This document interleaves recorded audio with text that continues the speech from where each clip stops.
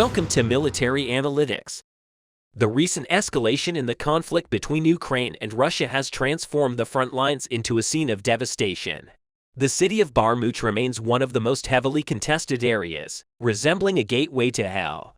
Another critical location is the city of Solder, situated approximately 15 kilometers from Bakhmut, which has become a key stronghold for Ukrainian forces.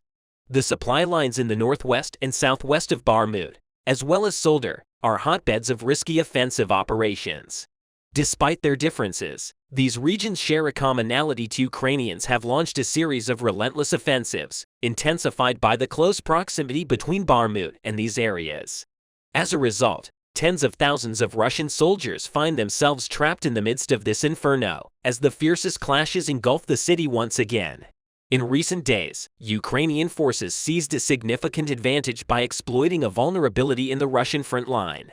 Their primary focus was disrupting the supply lines surrounding Bakhmut, where Russian troops had stationed artillery brigades and elite paratroopers prepared for any potential attack. It was believed that Wagner mercenaries, alongside Russian forces, occupied the connecting roads near Bakhmut, such as Crimea and Ivanovskaya. The distance between Crimea and Bakhmut spans approximately 6 kilometers, providing a relatively easier logistics route for both armies in terms of military reinforcement. However, Russia faced significant challenges in this regard.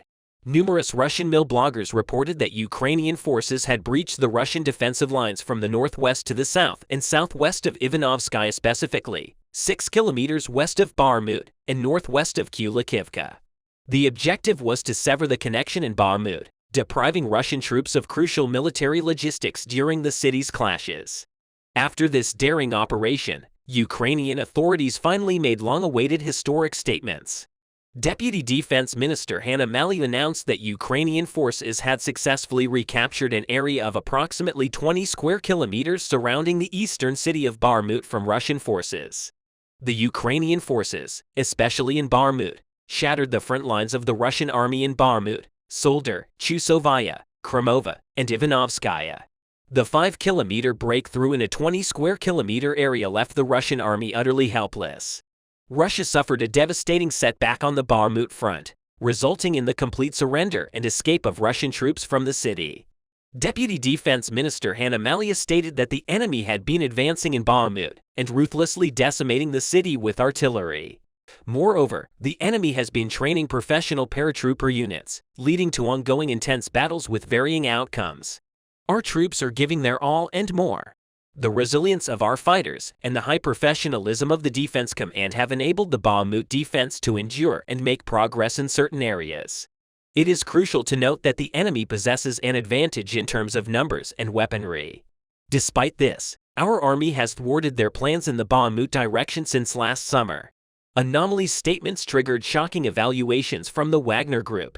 Yevgeny Prigozhin, the financier of the Wagner Group, claimed that Russian forces had captured an area 570 meters north of Bakhmut, consistent with Deputy Defense Minister Hanna Maliy's statement that Ukrainian forces had advanced 500 meters north and 1,000 meters south of Bakhmut. The confirmation of this data by both the Ukrainian side and the pro-Russian Wagner Group indicated Russia's withdrawal from these areas and the ongoing Ukrainian advance. Ukrainian Eastern Forces spokesman Colonel Sergei Sharavathi reported that Ukrainian forces had advanced up to 1,700 meters on the previous day, while the Azov Brigade stated that their counterattacks expanded the Ukrainian foothold in the Bakhmut region to a width of 2,000 meters and a depth of 700 meters. The question remained: who held control over the trenches in the central and wooded areas of Bakhmut? The Ukrainians had a solution to this as well. The 10th Mountain Assault Brigade of the Ukrainian Armed Forces played a pivotal role in Bakhmut, taking charge of managing the Crimea road. While other units of the Ukrainian forces were engaged in the crossover highway, the brave soldiers of the 10th Mountain Assault Brigade fought in the Bakhmut trenches. This resulted in the formation of a 6-kilometer attack corridor between the two cities.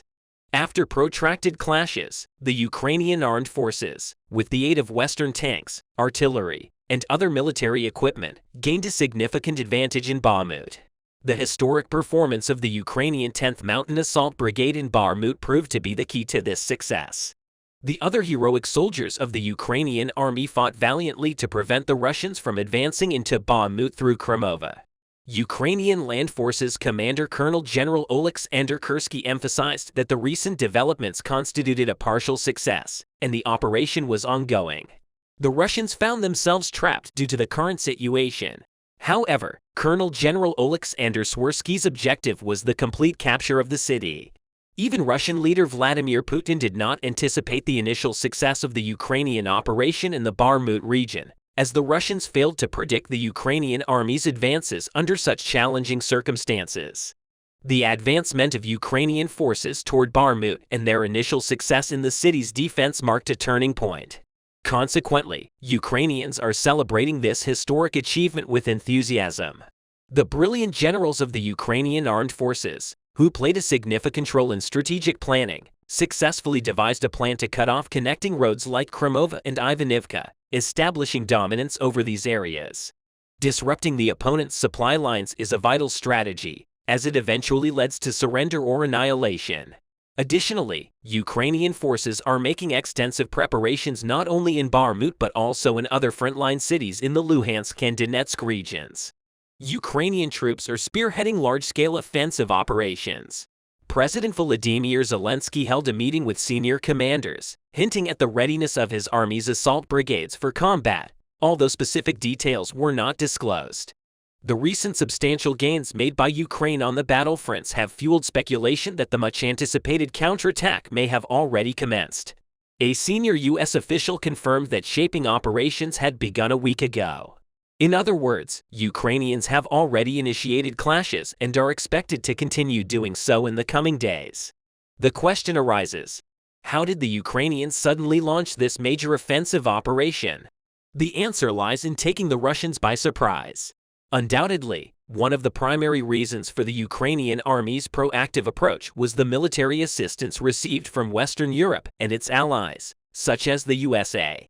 Recently, there has been extensive discussion surrounding the United Kingdom's Storm Shadow missiles, the USA's Patriot air defense systems, and other cutting-edge military equipment provided to the Ukrainian army. Notably, the Patriot systems successfully intercepted 6 Kinzhal hypersonic missiles launched by the Russian army in Kiev. Storm Shadow missiles also played a crucial role in Luhansk, where Ukrainian forces effectively trapped Russian troops. These advanced Western technologies prompted the Ukrainians to act earlier than the Russians. Furthermore, these weapons and missile systems are expected to provide a significant advantage to the Ukrainian army in the future, particularly as the summer months approach and ammunition supplies become increasingly challenging on the front lines. At present, Ukraine faces fewer problems in this regard compared to Russia. It is of utmost importance that Western Europe maintains its supportive stance and aid policies. The USA, in particular, has shown a clear strategy in providing assistance to Ukraine, with aid surpassing $75 billion thus far. The Western nations have not wavered in their commitment to aiding Ukraine. Ukraine's successes on the front lines and a series of drone operations against Crimea are among the most important factors that threaten the Russian presence in the peninsula. Crimea residents woke up to a red morning almost every day for the past month. The critical attacks of the Ukrainian forces against Crimea with unmanned aerial vehicles have reached record levels in recent days, causing great concern in the Kremlin.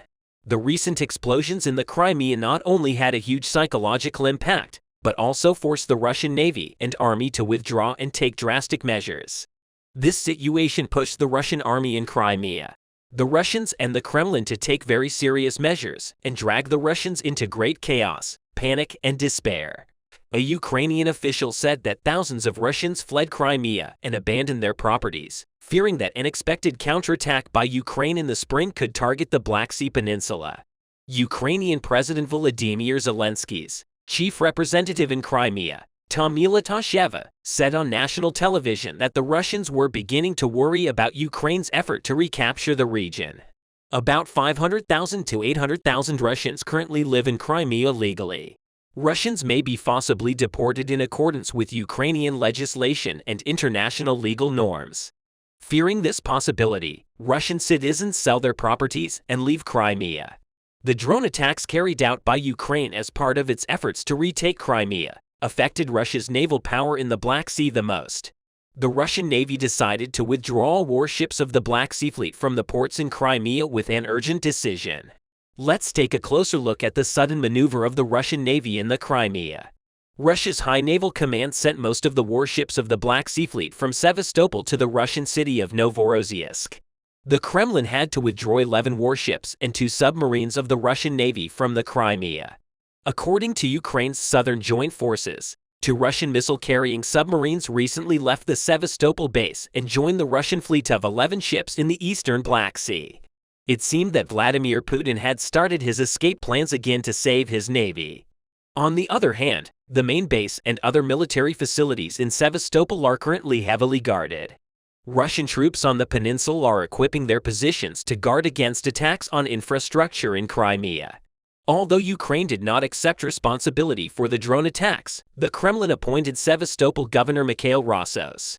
Have detailed the behind-the-scenes realities of these attacks and why the Russian Navy was relocated. Mikhail Roswellishev stated that Kiev was behind the attacks, which reportedly caused a massive fire at an oil depot in Sevastopol.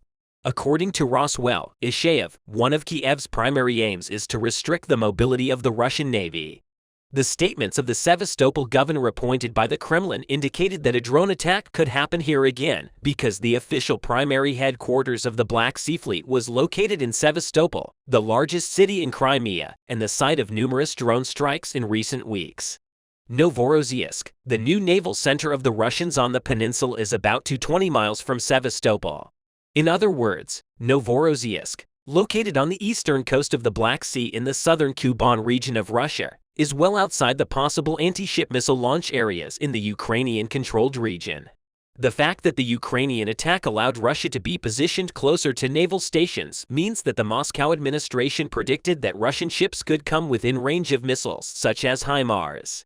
However, it is known that the Ukrainian army uses locally developed Neptune anti-ship missiles and Harpoon anti-ship missiles developed by the USA. Both systems have an effective range of 150 to 200 kilometers, a little too far to hit the Russian ships in Sevastopol from the existing battle lines. However, this range is close enough for the long-awaited spring offensive to advance Ukraine's battle lines by even 50 kilometers. For this reason, this move of Russia in the Black Sea is literally described as life-saving. At least Russian officials believe that their navy will be safer in Novorossiysk. But one thing the Russians forgot is that it shatters all these fixed taboos. Ukrainian forces have mastered drones in a way that even Russia could not anticipate. Most importantly, the Ukrainian armed forces has Soviet airjet-powered UAVs that will reach as far as Yevpatoria in Crimea. In addition to these, Russia's problems with air defense systems increase Ukraine's hopes of getting the peninsula back. The Russians began to worry that their naval forces on the peninsula would be damaged, as had happened in the past, because Russia did not want to face a fiasco. Just like its flagship, Moskva was sunk by the Neptune missile attack organized by the Ukrainian army. When we look today, the danger on the peninsula is much greater than before. The spark that the war started can be completely ignited by a single mistake on both sides. Therefore, Russian authorities decided to take radical steps towards the course of the Russian naval forces in the Crimea. One of the reasons why the Russians took this direction was the allegations that the Ukrainian forces would start a major counteroffensive in recent weeks. It was thought that the first stop of these possible attacks of Ukraine would, of course, be the Crimean Peninsula. In fact, the recent activity on the peninsula indicated that something was going to happen. But even war analysts and intelligence officials did not anticipate that the Russian Navy in the Black Sea would relocate in such a short time, almost as if by fleeing. So what caused the Russian Navy to withdraw warships from the Crimea? If you remember recently, a mass drone attack on the fuel base of the Ukrainian port of Taman targeted a diesel fuel storage farm adjacent to the only bridge connecting mainland Russia to the Crimean Peninsula. Russian air defenses reportedly shot down 10 to 12 kamikaze planes, but 2 of them crashed into their fuel reservoirs and exploded, causing a massive fire covering an estimated 1.3 kilometers squared. In another strike action, a single Ukrainian plane struck and set fire to the buildings and fuel transport infrastructure at the Ilskoye refinery about 150 ft from the Taman plant in Russia's Krasnodar Oblast. As it's known, Ukraine's ultimate goal is to liberate Crimea. Ukraine aims to isolate Crimea with its counterattack. Kiev's goal is to deploy more long-range weapons as close to Crimea as possible, beginning with Ukraine's long-awaited spring counteroffensive. Retired Lieutenant General Ben Hodges, who served as commander of the U.S. Army Europe, outlined 3 stages in which Kiev troops could capture Crimea. Hodges stated that there are various ways that Ukrainians think about this issue, and stated that Ukrainians know the geography, history, and weather conditions. If Ukrainian forces can reach the threshold of Crimea, many of the peninsula's most sensitive military and infrastructure targets will be in range. Ukrainian troops have proven adept at using domestic technology as well as long-range Western munitions to target Russian command posts, troop concentrations, and supply centers. Crimea offers multiple targets, including the Sevastopol Naval Base and the Saki Air Base, both of which have already been attacked. US Army General Hodges stated that he thinks Kiev has near-perfect intelligence about what is happening in the Crimea.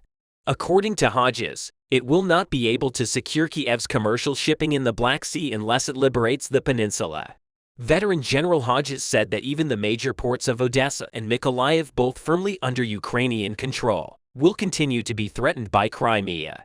All of these offensive actions of the Ukrainian army actually showed that it was too late for Russia because, considering this data, the Ukrainian armed forces proved that they could target the Crimean peninsula or any strategic, distant front line in the war at any time.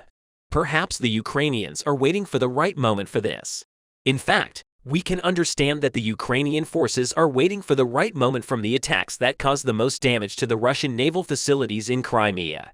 But at the moment, the main condition that the Kiev administration expects should be military and financial support, because much more military power will eliminate all risks and provide a broad perspective to Ukraine. Of course, elements such as the fighter jets that Poland will provide the Patriots of the USA and other military aids will be very effective in this regard. Ukraine, on the other hand, can launch its grand offensive plan, which it has been planning for a long time after fulfilling all the necessary conditions. In this way, Kiev can follow a much more secure path and restore all regions from Donbass to Crimea. Yesterday, Wagner forces started to fire at the last block of the high-rise buildings from tanks and artillery in order to prepare the region for the upcoming storming operations. Some sources indicate that in order to not lose men, Ukrainians temporarily withdrew their forces to Ivanovsky. And once the artillery preparation ended, Ukrainians started reinforcing this region once again. The head of the Wagner group, Prigozhin, also reported something similar. He said that because Ukrainians unblock the flanks and are controlling tactical heights around the city, they are essentially moving freely in and out of the city. He said that for this reason, the battle for the outskirts can be characterized as an encounter battle where two forces are engaging, as both of them are trained to move into the so-called domino fortification. The situation is equally difficult for both parties. Ukrainians struggle to defend the outskirts because it is too dangerous to maintain a permanent presence there, while Russians struggle to move into the outskirts because Ukrainians control tactical heights around them. That is why Prigozhin said that they would not be able to take Bakhmut this week, and Ukrainians continue to push on the flanks. Today it was confirmed that they increased the scale of the operation once again and opened a fourth line of attack.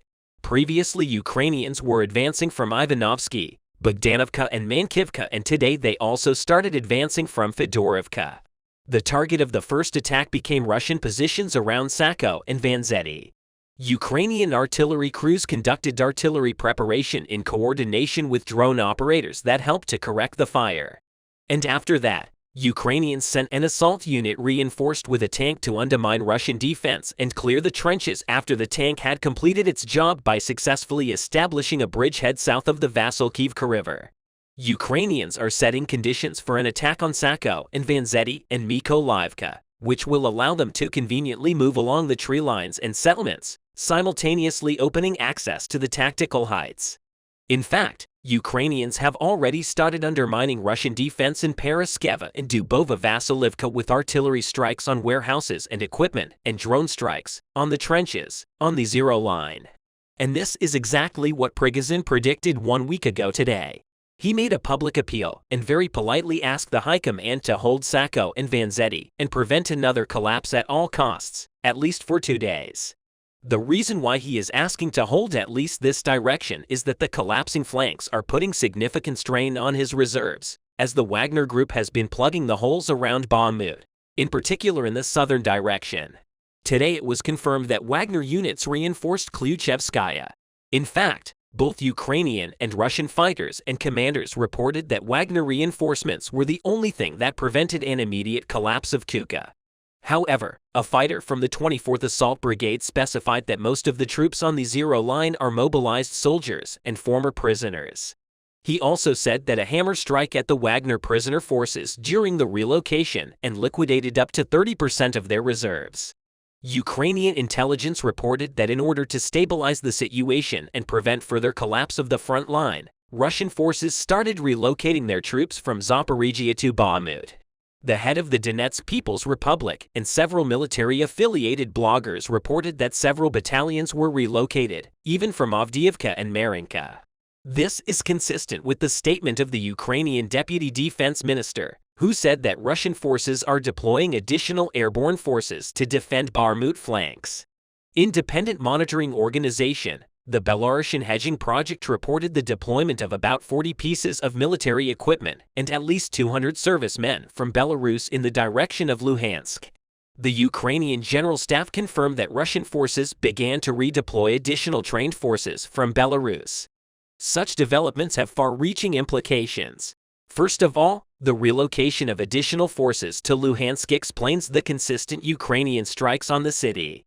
In fact, yesterday Ukrainians conducted another storm shadow missile strike. The former head of the DPR militia confirmed that recent Ukrainian strikes on the military objects in Luhansk were successful. And secondly, the destabilization of the front line in the east prompted Russians to deliberately weaken their defense in the Zaporizhia region by relocating manpower away from the south. Maybe this is exactly what the Ukrainian High Command was planning to achieve.